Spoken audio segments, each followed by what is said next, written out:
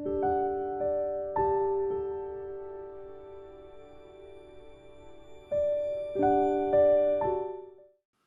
땅에 기독교가 핍박을 당하던 때가 있었습니다.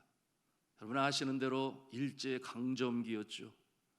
일본 제국이 한반도를 짓밟고 자신의 나라로 만들려고 민족 말살 정책을 일삼았던 일제 36년이었죠. 그때의 한국인의 모습은 어느 시인의 시기처럼 가난과 무지와 질병과 억압 속에서 신음하던 이 땅의 사람들, 그 표현 그대로였습니다. 내일이 없었습니다. 미래가 보이지 않았어요. 하나님께서 과연 이 한국이라는 나라를 버리실 것인지, 정말 영원히 일본의 손에 넘기실 것인지, 저들은 이 나라를 온전히 자신의 나라로 만들려고 한 그때에, 그러나 하나님께서는 이 나라의 민족을 사랑하사 그렇게 하시지 않으셨죠. 이 땅에 순교자의 피로 흘린 그 터전 위에 복음의 씨앗을 심으셨는데, 그럼에도 불구하고 하나님께서는 이 땅을 버리실까? 일제의 민족 정신 말살 정책은 3.1 운동 그 이후로 그 핍박의 대상이 확실히 선정되었으니 저들은 기독교인들이었어요. 왜 그랬는가 하면은 이 3.1 운동의 주요 인물들이 바로 선교사가 세운 학교에서 공부를 하고 예수를 믿은 자들이었기 때문에 그러했습니다.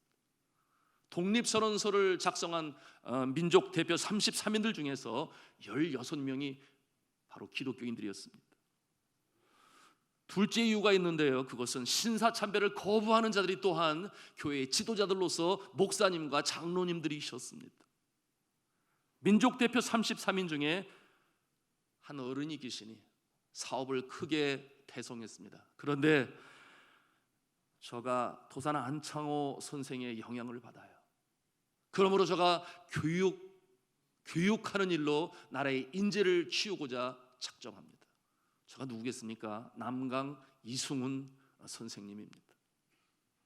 또한 저에게 영향을 미친 안창호 선생님은 누구입니까? 언더우드 선교사님이 세운 구세학당에서 나중에 경신학교가 되지 않습니까? 공부를 하고 예수를 믿게 되니, 그러니 하나님을 경외하는 민족 지도자가 되었어요. 저는 동해물과 백두산이 마르고 닳도록 하나님이 보호하사 우리나라 만세, 그와 같은 애국가를 짓는 일에 윤치호 선생님과 더불어 이 애국가를 작사한 분이시죠. 올드랭산이라고 하는 스코틀랜드의 민요가 나중에 찬송가 곡조가 되는데, 그 찬송가 곡조에 동해물과 백두산이 마르고 닳도록 하나님이 보호하사 우리나라 만세, 찬송으로 애국가를 불렀던 민족적 지도자 아니었겠습니까? 이렇게 도산 안창호 선생님부터 영향을 받은 이승훈 장로님은 이제 평안북도 정주에 오산학교를 설립합니다. 성경의 이름과 같이 여호와를 경외하는 것이 지혜의 근본이다 라고 하는 기독교 정신을 가지고 학생들을 가르치게 되니, 거기서 나오는 인물들이 그야말로 그 시대에 민족의 정신을 일깨우는 기독교 민족적 지도자가 되었습니다. 고당 조만식 장로님, 주기철 목사님, 함석헌 선생님과 같은 민족적 지도자를 배출해야 됐습니다. 그분뿐만이 아니었죠.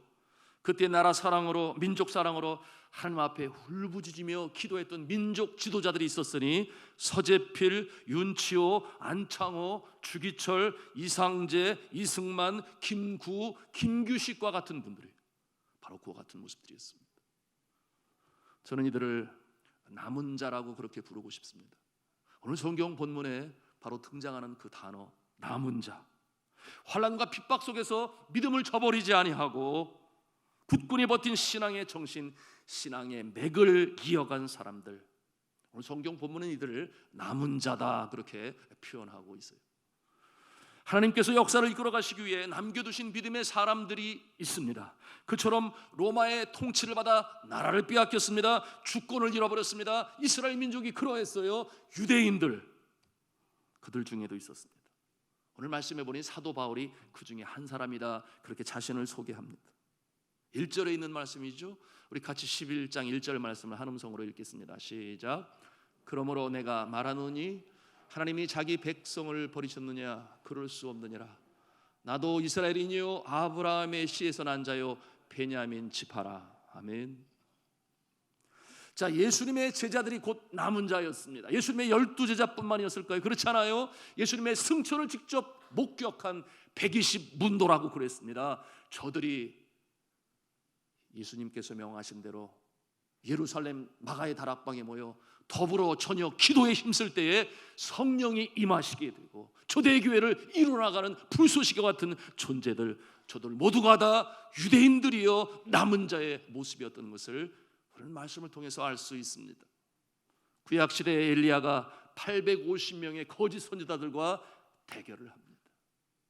그때 하나님께서 엘리야 선지자와 함께하니 하늘로부터 불이 떨어져서 제단에 제물을 태우고 그리고 그 거짓 선지자들이 다 죽게 됩니다.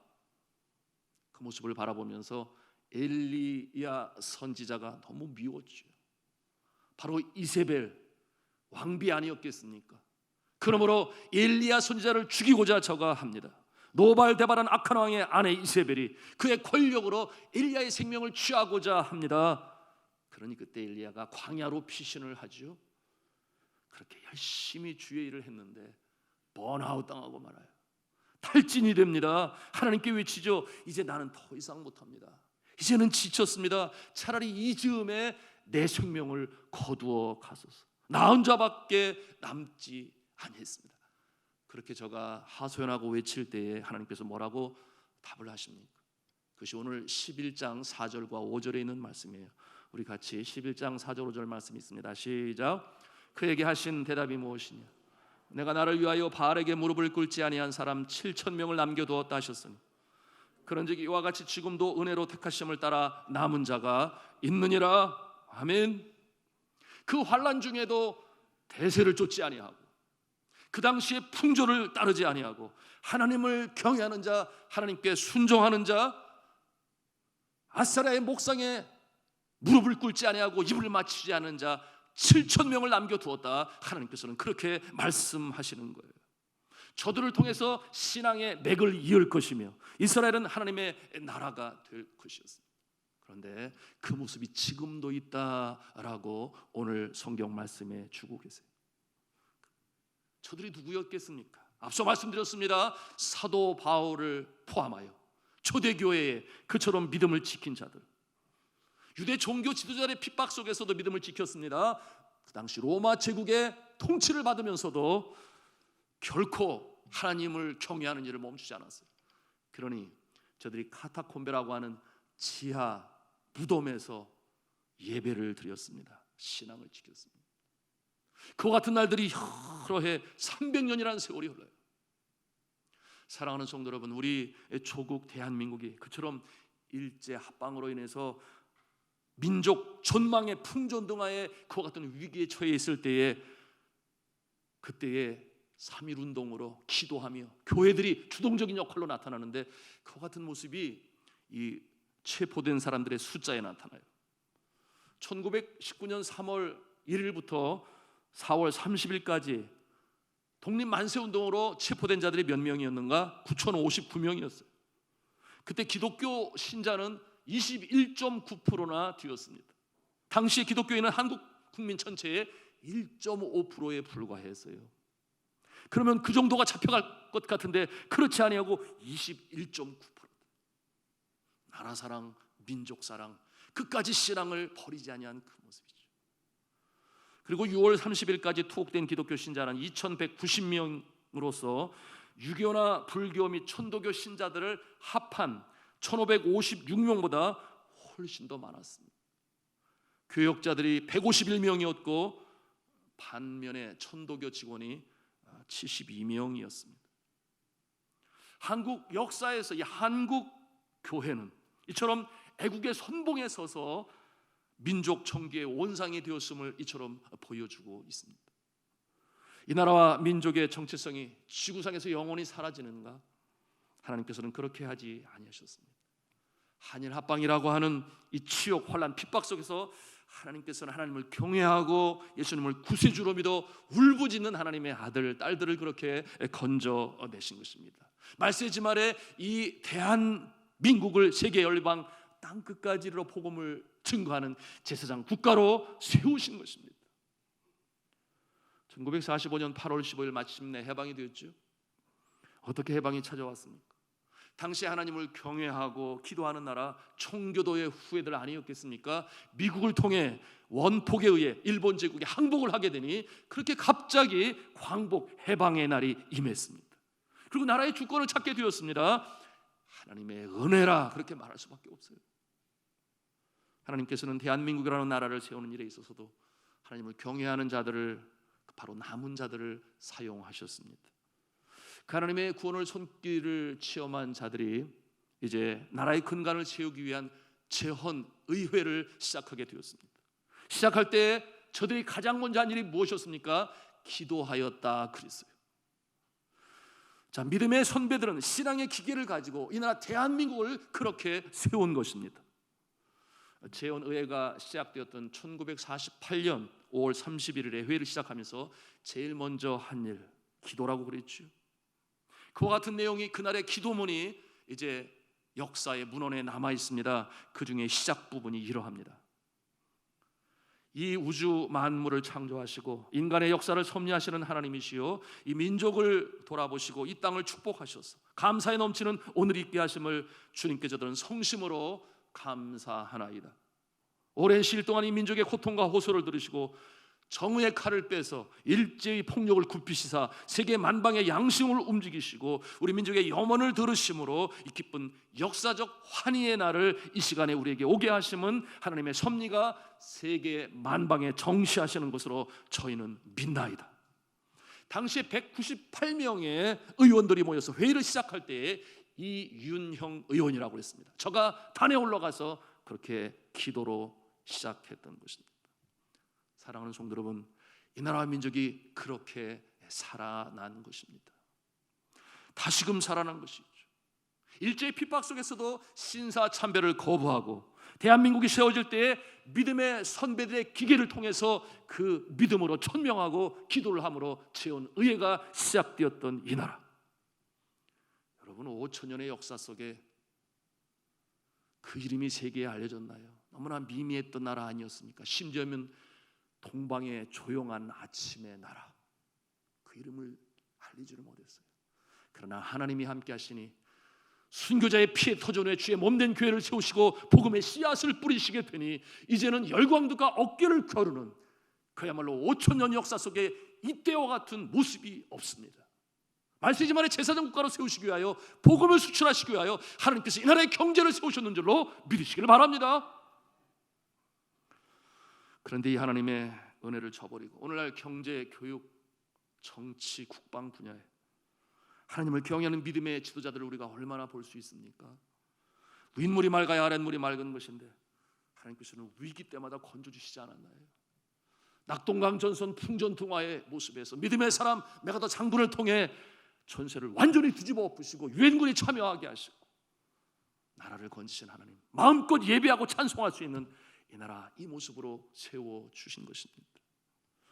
그런데 하나님의 이와 같은 사랑과 은혜를 저버려서 저는 이와 같은 아픈 모습을 볼 때마다 얼마나 주님 앞에 눈물로 간구하는지 몰라요. 주님이여, 다시금 하나님 앞에 돌아오게 하여 주옵소서. 하나님이 이 나라를 건지신 것을 깨달아 알게 하여 주옵소서. 이와 같은 기도를 주님 앞에 하고 또 합니다. 그러나 사랑하는 성도 여러분, 우리는 또 암울한 한편을 보고 있지요.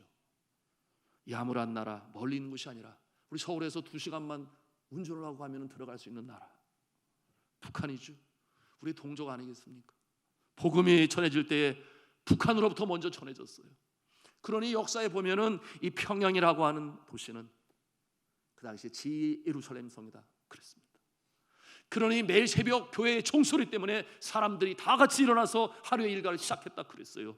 그리고 주일날이면은 모두가 다 주님 전에 나와 예배를 드리게 되므로 하나님의 은혜가, 하나님의 은총이 이 나라 민족을 세우시게 되었는데 어찌된 일입니까?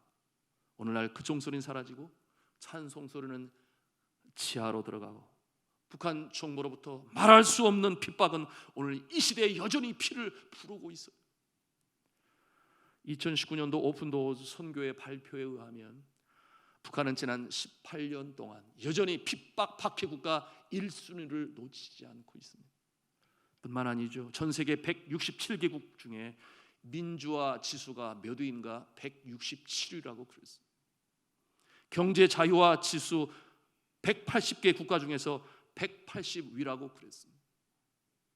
언론 표현의 자유에서 199개 국가 중에서 199위라고 그랬습니다. 그리고 세계 노예 지수에서는 167개 국가 중에서 1등 국가가 북한입니다. 이처럼 21세기 세계 최악의 국가가 다른 나라가 아니고 우리 동포들이 사는 저 북한입니다. 어떻게 해야 되겠습니까? 무릎을 꿇고 하나님께 기도할 때마다 정말 제 마음에 눈물이 흐릅니다. 그런데 놀라운 것은 그 놀라운 그 핍박 속에서, 압박 속에서도 여전히 믿음을 지켜나가고 있는 자들이 있다고 하는 것이에요. 저들이 20만이라고 그랬습니다. 바로 남은 자들 아니겠습니까? 저들이 얼마나 간절히 기도를 할까요? 저들이 찬송가가 없어요. 볼 수도 없지만 그런데 믿음의 사람들이 300곡을 외워서 부른다 그랬어요. 믿음의 사람들 중에 서로 결혼을 하는데 믿는 사람들끼리만 결혼을 한다고 그래요. 왜냐하면 믿지 않는 사람과 결혼을 하게 되면 그 정체성이 탄로가 나고 다른 사람들이 다 발각이 되기 때문에 그럴 수 없다 해서 믿음의 사람들끼리만 결혼을 하고 남은 자의 모습으로 신앙을 지켜나간다 그랬습니다. 저 북녘 땅의 핍박 속에 강도 만난 자들 아니겠습니까? 누군가의 도움이 없이는 참으로 어려운 자들인데요, 우리가 외면하면 아니 되겠습니다. 그런데 안타까운 것은 강도 만난 자들을 도와야 되는데 오히려 강도와 타협하고 뭔가 이루려고 하는 모습들이 우리 주변에 있으니 얼마나 마음이 안타까운지 알 수가 없어요. 오늘 성경 본문은 하나님의 뜻을 저버리고 예수 그리스도를 메시아로 인정하지 아니하고 기독교인들에겐 핍박을 가하고 인간적인 사상으로 유토피아를 건설하고자 하는 자들이 있습니다. 저들을 가리켜서 뭐라고 말씀하고 있어요? 7절에 있는 말씀, 우리 11장 7절 말씀을 같이 읽겠습니다. 시작. 그런즉 어떠하냐? 이스라엘이 구하는 그것을 얻지 못하고 오직 택하심을 입은 자가 얻었고 그 남은 자들은 우둔하여졌느니라. 우둔하여졌느니라. 이스라엘의 종교 지도자들, 또한 이 시대에 하나님을 경외하지 아니하고 자신들이 가지고 있는 사상과 인간의 능력으로 뭔가를 세워보고자 하는 자들, 어떤 모습입니까? 바벨탑을 쌓는 모습 아니겠어요? 하나님의 이름의 자리에 사람의 이름이 영광을 차지하고 그것을 계속해서 유지하려고 하는 잘못된 모습들. 그런데 우리에게 소망을 주시는 것은 그들 가운데 남은 자가 있다고 하는 것입니다. 그것이 오늘 성경의 가르침인 것이에요. 하나님의 은혜를 입은 자들이 있다고 그랬어요. 저들이 구원을 받을 것이요 그렇지 못한 자들은 우둔하여졌다, 그렇게 말씀하고 있어요. 여러분, 북한을 세워온 김일성 주석은 독실한 기독교 집안에서 태어난 것 아십니까? 외할아버지 강돈욱은 평양에서 목회를 했고 외삼촌 역시 목회자였습니다. 김일성도 부모를 따라 교회를 다니고 그리고 세례를 받았어요. 그런데 오늘 성경에 있는 말씀처럼 왜 그는 그렇게 우둔해졌을까요? 왜 하나님을 멀리하고 세상으로 나아갔을까요? 11장 8절에 있는 말씀, 11장 8절에 있는 말씀 같이 읽도록 하겠습니다. 시작.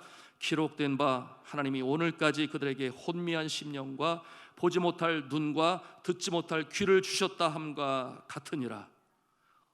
혼미한 심령, 보지 못할 눈, 듣지 못할 귀를 주셨다. 그렇게 해서 하나님을 떠나게 된 것이죠. 그렇다면 왜 하나님은 그렇게 되도록 내버려 두셨을까요? 성경은 이에 대해서 로마서 1장 28절에 분명히 말씀하고 있습니다. 또한 그들이 마음에 하나님 두기를 싫어하며 하나님께서 그들을 상실한 마음대로 내버려 두사 합당하지 못한 일을 하게 하셨으니, 이렇게 저들이 하나님을 그 마음에 두기를 싫어하며라고 말씀하고 있어요. 그러면서 나타나는 죄악의 결과들이 20가지가 넘습니다. 곧 모든 불의, 추악, 탐욕, 악의가 가득한 자요, 시기, 살인, 분쟁, 사기, 악독이 가득한 자요, 수군수군하는 자요, 비방하는 자요, 하나님께서 미워하시는 자요, 능욕하는 자요, 교만한 자요, 자랑하는 자요, 악을 도모하는 자요, 부모를 거역하는 자요, 31절에 우매한 자요, 배약하는 자요, 무정한 자요, 무자비한 자라. 이와 같은 모습이 되었다 그랬어요. 하나님을 떠난 자들, 하나님을 그 마음에 두기를 싫어하는 자들 내버려 두셨다. 내버려 두셨다.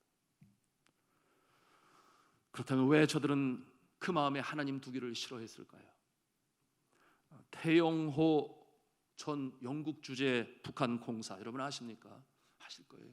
한 언론사와 인터뷰에서 이렇게 말했습니다. 북한이 가장 두려워하는 것이 있으니 그것은 바로 기독교입니다. 김일성이 기독교 집안 출신이라 기독교의 속성을 너무나 잘 압니다.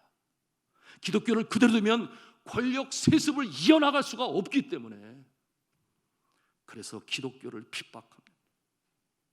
그 요인이 뭐라고 그랬어요? 권력 세습이라고 지적했습니다. 바벨탑입니다. 하나님을 떠나는 인생은 진리와 상관이 없이 살아요. 그러니 쫓는 바가 다릅니다. 무엇입니까? 이생의 자랑, 육신의 정욕, 안목의 자랑. 안목의 정욕, 바로 세상으로부터 쫓아온 것이라 그랬어요. 이처럼 하나님을 경외하지 않고 인생을 살아가는 그 모습을 바라볼 때 화가 난 이스라엘의 성군 다윗이 어떻게 기도를 합니까? 여러분, 그 내용이 이제 9절 말씀이에요. 우리 9절 말씀 같이 읽겠습니다. 시작. 또 다윗이 이르되 덫과 거치는 것과 보응이 되게 하옵시고 그들의 눈은 흐려 보지 못하고 그들의 등은 항상 굽게 하옵소서 하였느니라. 얼마나 화가 났으면 여호와를 경외하지 아니하고 죄 가운데 있는 그들을 바라보면서 다윗이 하나님께 외치는 그 내용이에요. 이 기도를 한마디로 요약하면 뭐겠습니까? 하나님 망하게 해주세요. 그런 기도 아니겠어요? 그러면 우리가 저 북녘 땅을 바라보면서 그렇게 기도를 해야 되겠습니까? 성경은 말을 하죠. 내 원수를 사랑하라. 우리의 기도의 초점은 남은 자들, 여전히 그곳에서 말씀을 지키고 믿음으로 행해 나가는 그와 같은 남은 자들을 위해서 우리가 소망을 놓지 않고 기도해야 하겠습니다. 기도해야 돼요. 왜? 여전히 소망이 있기 때문에. 여러분, 중국이 공산화가 된 것이 1949년도입니다. 그 전에 많은 선교사들이 이 중국에 들어가서 복음을 전했어요. 많은 사람들이 예수를 믿었습니다. 그때 그 숫자가 60만 명에 이른다고 그랬어요. 그런데 공산당이 정권을 잡고 나니 기독교인들이 그야말로 엄청난 박해와 핍박을 받으면서 그 수가 줄어들었습니다. 여러분이 모택동의 문화혁명 이후에는 농촌 벽지까지 찾아다니면서 예수 믿는 사람들을 다 색출해냈습니다. 깡그리 잡아다가 감옥에 집어넣었어요. 그 모습을 보면서 서방 세계에서는 뭐라고 그랬는가? 문화혁명이 끝나고 난 다음에 중국 교회가 지상에서 자치를 감출 것이다, 그렇게까지 마치 예언처럼 말을 했습니다. 그러나 하나님께서는 그 불같은 시련과 핍박 속에서도 저들을 놓으시지 아니하시죠. 저들을 보존하시죠.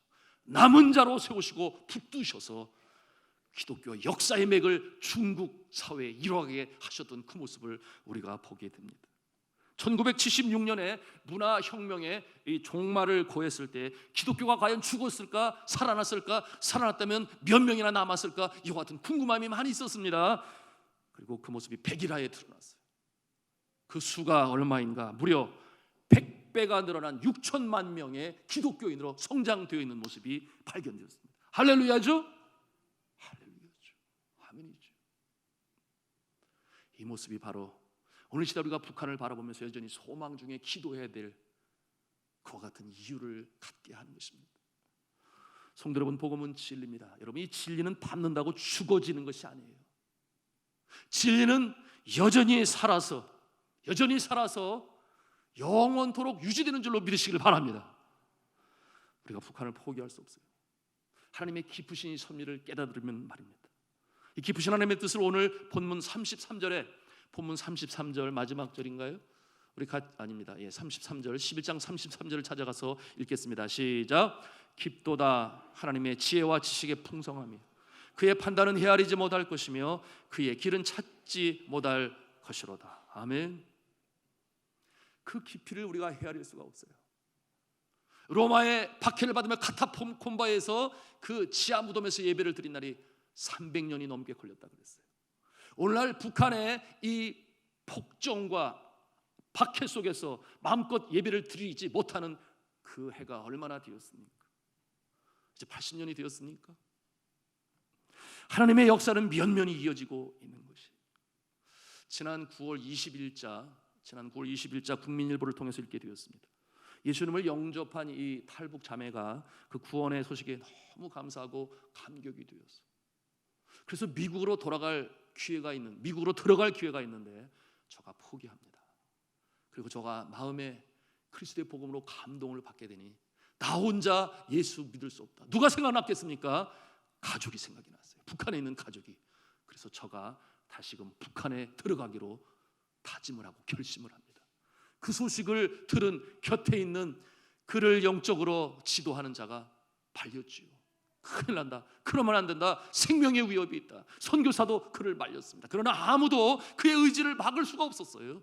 그래서 저가 북에 들어가게 되었는데, 두만강을 넘어갈 때에 한 선교사님이 그 자매에게 뭉칫돈을 주었다 그랬습니다. 주님께서 국경 수비대의 눈을 가렸다 그랬고, 중요한 검문소를 통과할 때마다 구원의 기적을 베푸셨다고 그랬습니다. 고향에 도착해서는 보이부에 스스로 자수를 하였는데 선교사님이 쥐어진 그 뭉칫돈을 그에게 주니 처벌받지 않고 가족과 함께 살게 되었다 그랬어요. 1년 반 동안 그렇게 살면서 주의 복음을 증거하고 온 가족이 예수 그리스도를 믿게 되었다 그랬습니다. 너무나 감사하죠. 그 후에 다시금 탈북을 했습니다. 남한에서 1년간의 선교사 훈련 과정을 마치고 지금은 탈북민 센터에서 이 탈북민들을 도와주며 또한 영적인 지도를 하고 있습니다. 지금도 북한에 있는 그 가족과 통화를 한다고 그래요. 재정에 도움을 해서 돈을 보내준다 그랬습니다. 가족의 근황을 물을 때 여전히 그 가족들은 주 안에서 믿음 생활을 잘하고 있다고 하니 얼마나 감사합니까? 사랑하는 성도 여러분, 기독교의 역사는 남은 자의 역사라도 과언이 아닙니다. 로마 제국을 다스리는 황제가 역사의 주인공이었습니까? 세상은 그렇게 기록을 합니다. 그러나 역사를 제대로 바라볼 때 그렇게 보지 않아요. 영국의 유명한 사학자인 아놀드 토인비는 이와 같은 말을 했습니다. 드로아에서 마게도냐로 가는 배 위에 유럽의 운명이 실려 있었다. 무슨 말이에요? 드로아에서 망망대해가 눈앞에 가로막히니 더 이상 복음을 전할 수가 없겠다. 그때 꿈속에서 마게도냐에서 한 사람이 부릅니다. 와서 우리를 도우라. 그것이 유럽의 땅, 문명의 땅이었습니다. 작은 배를 타고 사도 바울이 그곳으로 건너갑니다. 그러니 아놀드 토인비가 볼 때는 그 배에는 문명의 땅, 유럽의 문명이 그 배에 달려 있었다. 로마로 복음이 전파되었습니다. 여러분 아시는 대로 그 핍박이 그쳐지게 되고 주 313년에 기독교는 자유를 입습니다. 그리고 이어서 그 로마가 기독교를 국교로 인정하는 그와 같은 날이 오게 된 것입니다. 오늘 서구 문명 그러면 기독교 문명이라고 말할 수밖에 없는, 그와 같은 모습으로 복음이 온 세상에 증거되어지게 되었으니 사랑하는 성도 여러분, 남은 자의 모습으로 하나님께서는 지금도 기독교의 면면한 역사를 이어가는 줄로 믿으시기를 바랍니다. 새 역사의 물꼬를 트시고 새 역사의 지평을 여는 일이 남은 자를 통해서 이루어진다 그 말이에요. 오늘날 최강국이라고 하는 미국의 뿌리가 어떻게 시작됐습니까? 영국의 왕이 기독교를 박해합니다. 견딜 수 없어요. 그러므로 신앙으로 무장한 사람들이 그 나라를 떠납니다. 102명의 신실한 성도들, 청교도라 일컫는 저들이 메이플라워호 배를 타고 그 어려운 항해를 거쳐 미국의 플리머스에 도착을 합니다. 그리고 그곳에서 신앙 위에, 그곳에서 새로운 삶으로, 그리고 성경 위에 손을 얹고 성경을 기초로 한 그와 같은 헌법으로 미국이 세워집니다. 그러므로 미국은 정말 세계의 강대국으로 섰고 가장 많은 선교사를 지금도 마찬가지예요. 세계 여러 나라에 보내며 복음으로 증거하는 하나님의 나라로 세워주셨어요. 요즘에 그와 같은 모습이 많이 퇴색이 되어서 이제는 그 축복을 나눠주는 모습으로 지금까지 정신을 이어왔던 그 나라가 자신의 이익을 구하고자 여기저기에서 거둬들이려 가는 그와 같은 모습은 과거의 그 청교도의 정신을 잃어버리고 말았습니다만, 그러나 이와 같은 모습을 통해서 우리는 하나님께서 그 작은 수 남은 자의 모습을 통해 역사를 이어가고 있음을 우리는 알 수가 있습니다. 오늘 이 시대 남은 자가 누구입니까? 성경은 말씀을 합니다. 5절에 있는 말씀이죠. 뭐라고 그랬습니까? 그런즉 이와 같이 지금도 은혜로 택하심을 따라 남은 자가 있느니라. 이들이 누구겠습니까? 하나님의 은혜로 택하심을 입은 자들, 바로 저와 여러분 아니겠습니까? 사랑하는 성도 여러분, 우리가 바로 남은 자의 모습으로 서 있음을 잊지 말아야 되겠습니다. 이제 돌아오는 주일이 추수감사 주일이에요. 날 구원하신 주님을 감사함으로 맞이하시기 바랍니다. 누가 은혜 받은 자입니까? 주님 전에 나올 때에 그 가슴에 눈물이 젖어요. 하나님께서 나와 같은 존재들처럼 사랑하시는구나, 이처럼 부족함에도 불구하고 나를 위하여 십자가에 달려 돌아가셨구나, 그 사랑과 은혜가 너무나 감사한 거예요. 그런가 하면은 나같이 부족한 자를 직분자로 세워주셨어요. 장로로 세우시고, 권사로 세우시고, 안수집사로 세우시고, 목사로 세우시고, 선교사로 세우시고, 내가 무엇이간데 하나님께서는 이처럼 들어 사용하시기를 원하시는구나.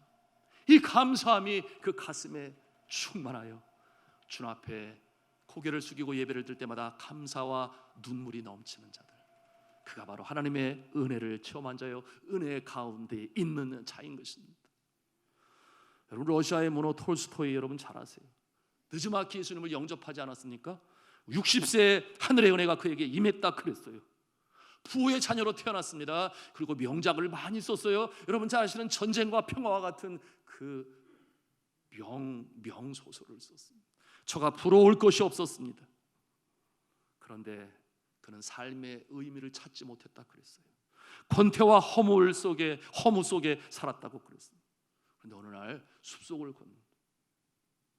걷는데 그의 삶과 생명을 건져 주실 분은 오직 예수 그리스도라고 하는 그 같은 깨달음이 그의 마음에 임하게 되었습니다.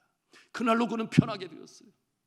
그러므로 60년의 삶, 그 이후에 20년의 삶, 80세에 저가 하나님 품에 안기는데 그 이후에 20년의 삶이 오히려 나에게는 더 큰 가치의 삶이 되었다. 그와 같은 고백이 그의 이제 60세 이후에 쓴 책인, 여러분 부활이라고 하는 책 아실 거예요. 그러면 그의 참회록을 통해서 면면이 배어져 나오고 있음을 우리가 볼 수 있습니다. 저가 1910년 11월 1일 자신의 딸 샤샤에게 보내는 편지, 언제 마지막 유언과도 같은 그 편지에 이렇게 썼습니다. 하나님은 한계가 없으시다. 모든 사람들은 그를 부분적으로 이해할 뿐이다. 진리는 오직 하나님께만 존재한다. 그렇게 말을 남겼습니다. 사랑하는 성도 여러분, 우리는 남은 자의 모습으로 살아가야 되겠습니다. 세상에는 풍조가 있고 대세가 있습니다. 그것을 문화라고 말을 하죠. 그러나 믿음의 사람들은 넓은 문, 넓은 길을 찾는 자가 아니요, 좁은 문, 좁은 길을 찾는다 그랬습니다. 그러면서도 하늘 찬송을 부르며 전진해 나가는 순례자의 모습인데, 이와 같은 남은 자의 모습을 통해서 도덕이 회복이 되어지고, 이와 같은 남은 자의 모습을 통해서 가정이 살아나고, 자녀가 살아나고, 일터가 살아나고, 사회가 변하고, 교회가 살면 이 나라와 민족이 사는 줄로 믿으시기를 바랍니다. 이 모습 가운데 남은 자의 모습으로 오늘도 든든히 서가시는 저 여러분 다 되실 수 있기를 주님의 이름으로 축원합니다.